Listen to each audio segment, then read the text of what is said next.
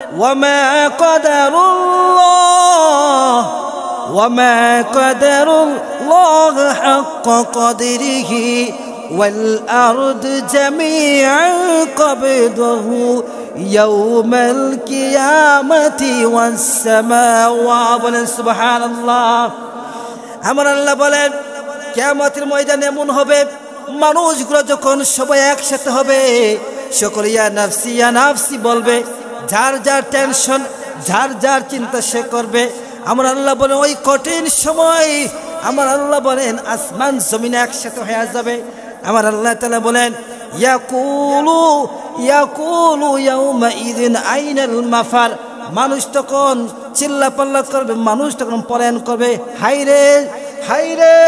দুনিয়াতে থাকতে কি করলাম দুনিয়া থাকতে কি করলাম আজকে যদি দুনিয়া থাকতে আমি আমল করতাম আজকে যদি দুনিয়া থাকতে আমি ইবাদত করতাম কারণ আমার রব তো বলেছে ওয়ামা খালাকতুল জিন্না ওয়াল ইনসা ইল্লা লিয়াবুদুন বলেন সুবহানাল্লাহ